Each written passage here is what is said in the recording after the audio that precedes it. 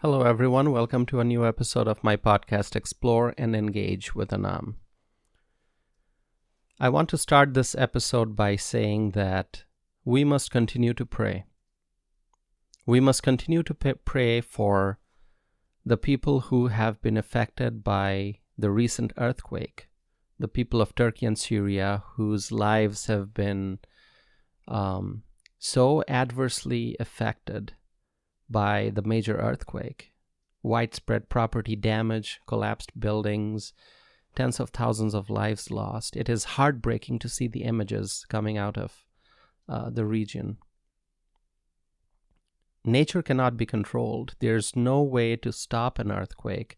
There's no way to prevent a hurricane. There's no way to stop a cyclone. There's no way to stop a flood. Nature is always going to be more powerful than us, and natural disasters will happen. There's no way we can stop these. But what we can do is plan ahead, be prepared. What we can do is utilize the latest technology that's available to us to make sure that we are constructing buildings in a way that would help, even if to some extent, help withstand the impact of an earthquake. We have to plan ahead and be prepared and utilize the latest technology to make sure that in the event of a flood or a hurricane, that we can move people to safety. We have to do everything we can to make sure that lives can be saved and property damage can be minimized.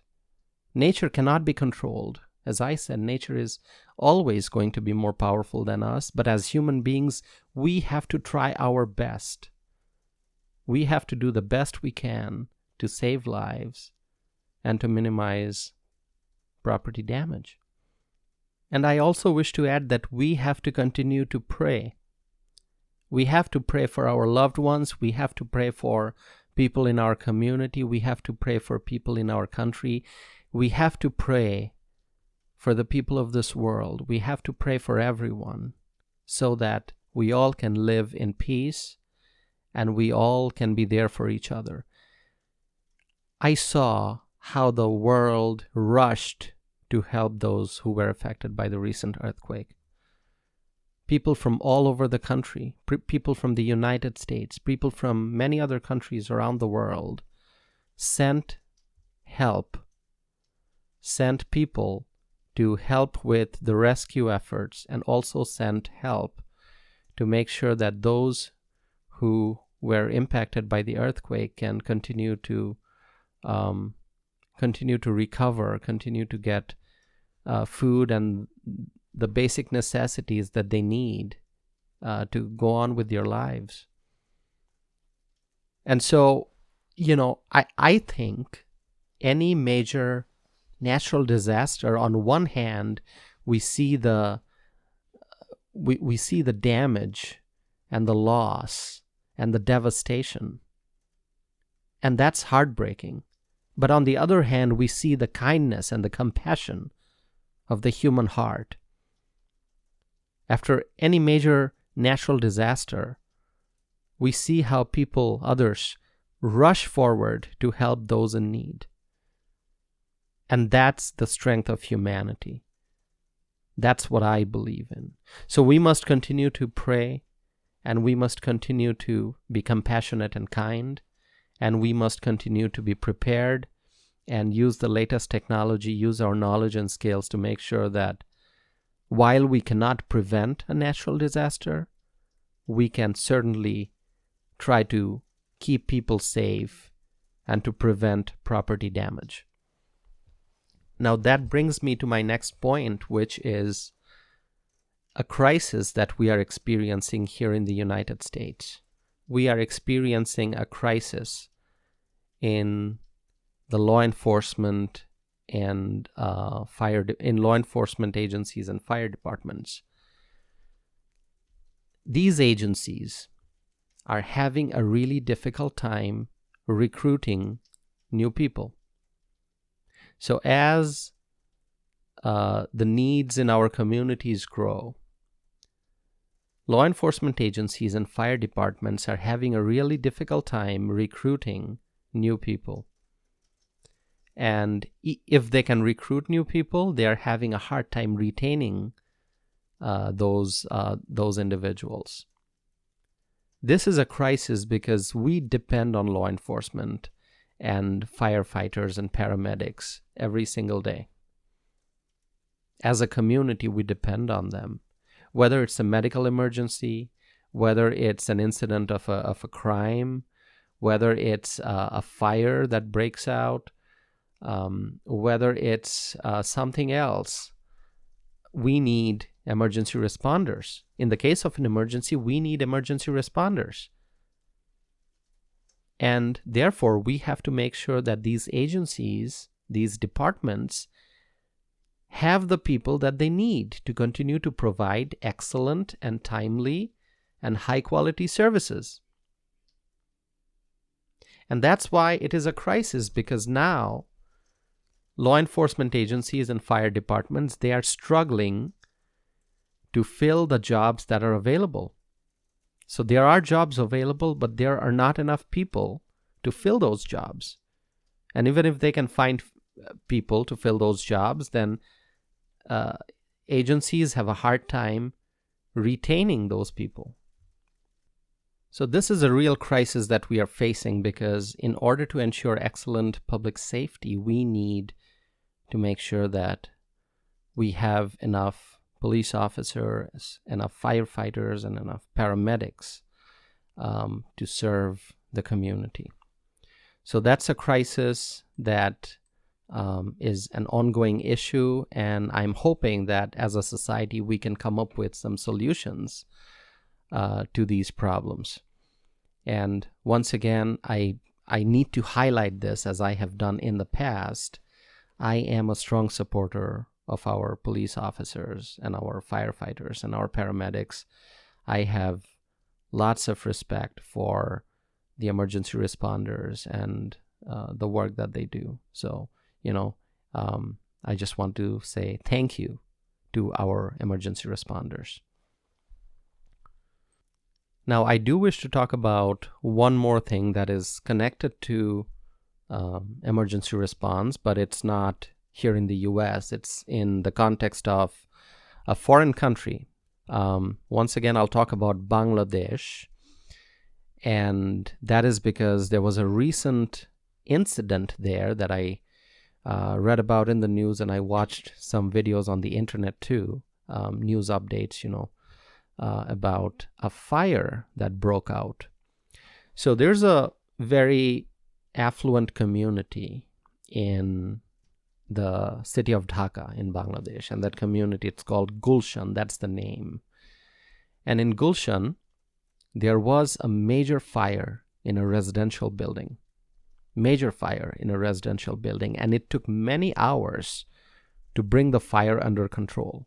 And now there are lots of questions about how the fire started and why a lot of the people in that building were not able to escape. What ended up happening is a few people actually jumped from the building and fell down.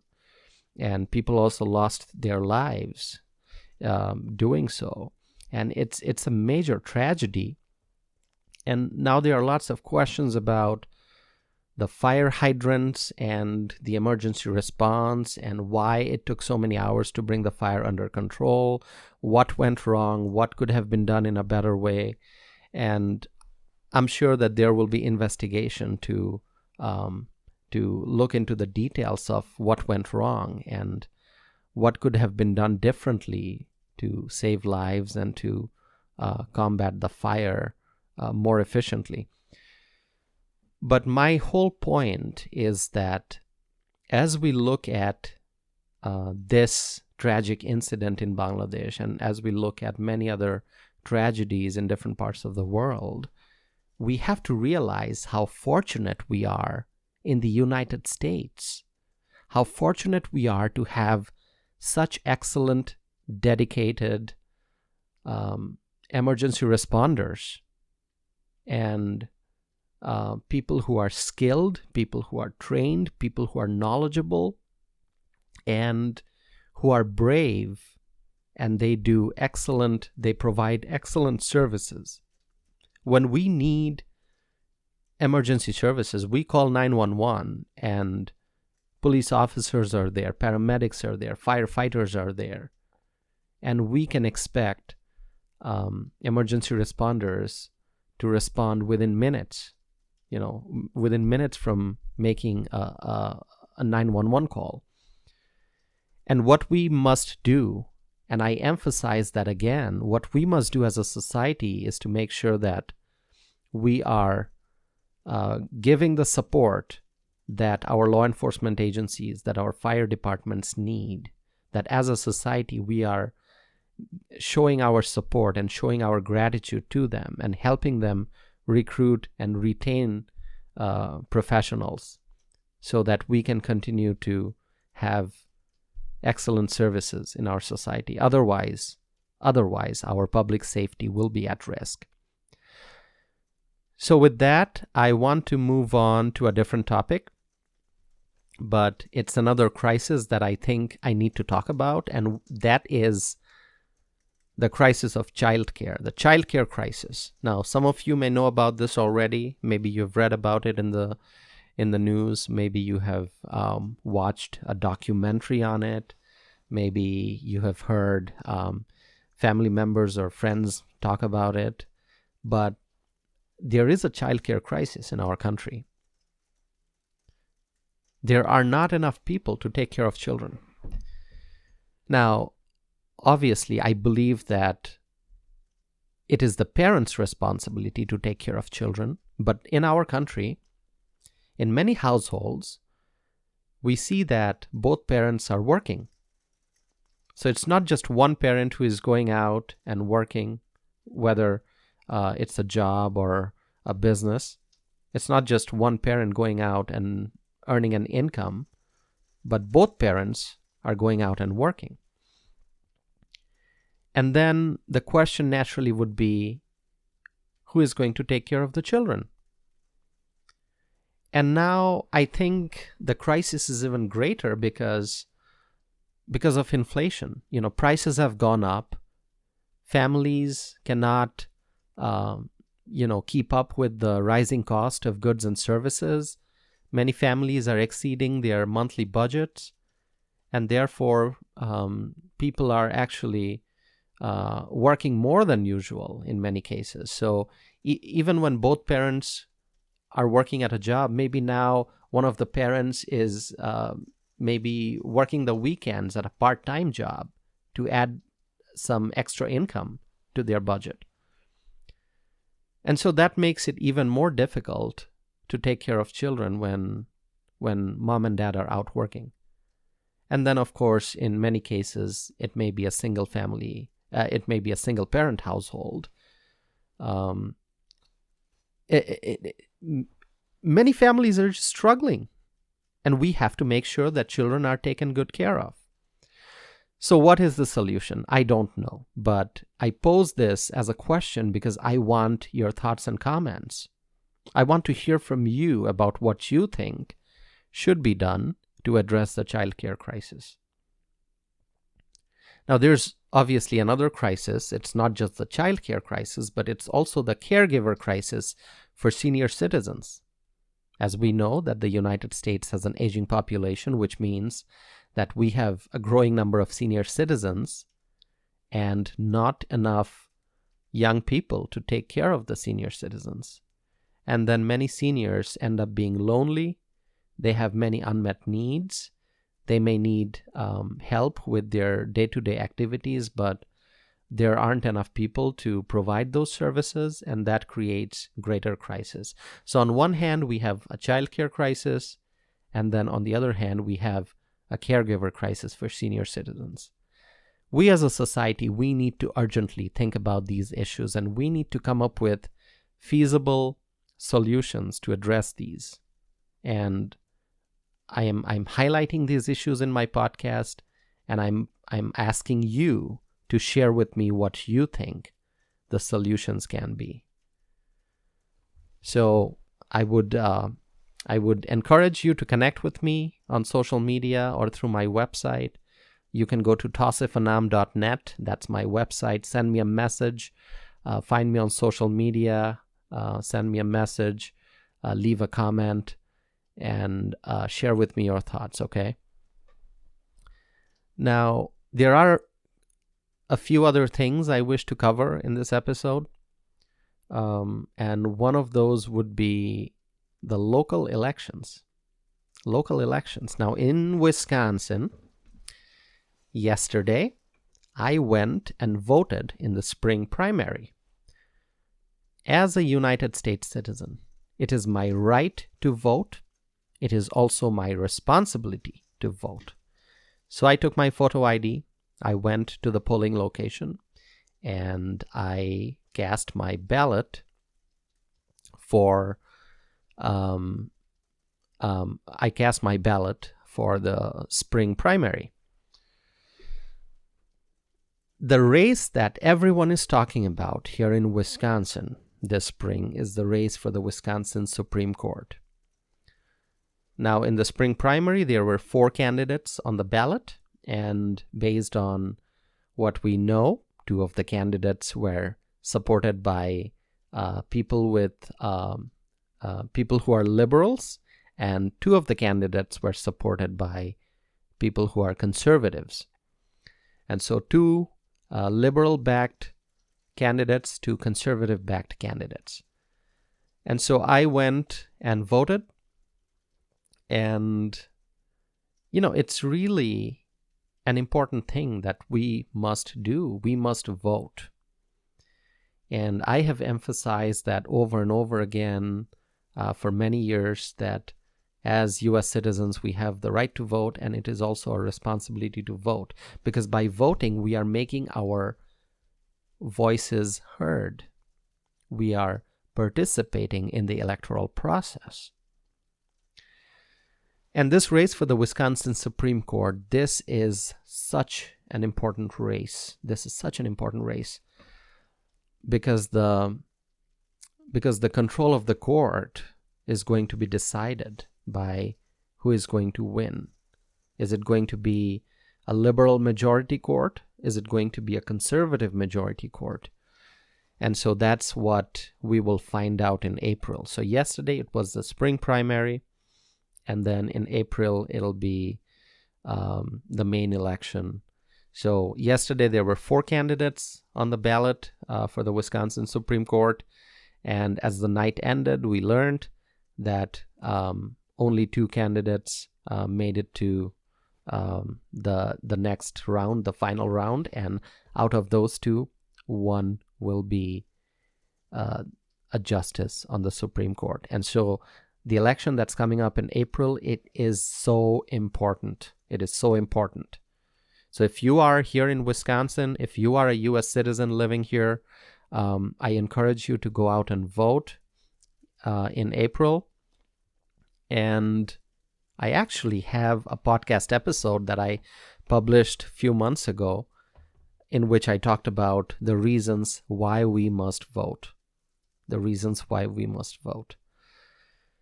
So if you need a refresher, go and listen to that and share with me your thoughts and comments as always. And I always look forward to hearing from my listeners. And it is so amazing when people contact me and they say, "Oh, I enjoyed listening to your podcast," and I listened to this episode or that episode. And let me tell you, I share my thoughts and opinions in these episodes. And if you disagree with me, if you don't agree with something that I said, well, that's fine. I still want to hear your opinion because my goal is to encourage dialogue. The reason I podcast is because I want to encourage dialogue. I want to encourage sharing of knowledge. And so if you agree with me, agree with something I said, or you like my views, let me know. And if you disagree with me, let me know that as well. Okay.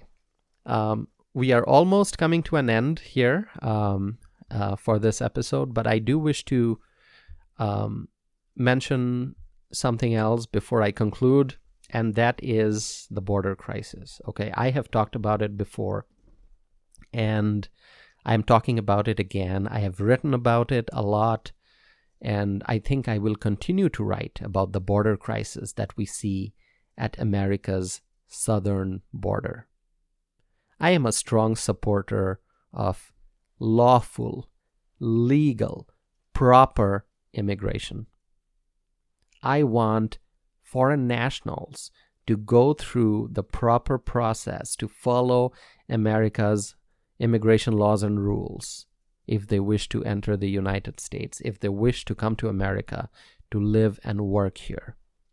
I am an immigrant, and I followed the process. I followed American law. I followed American immigration process to come here.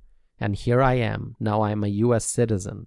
I have been, I got my U.S. citizenship in 2014, and, I'm a proud U.S. citizen. And I know many other people who came to the United States as immigrants and then obtained citizenship, and they love this country.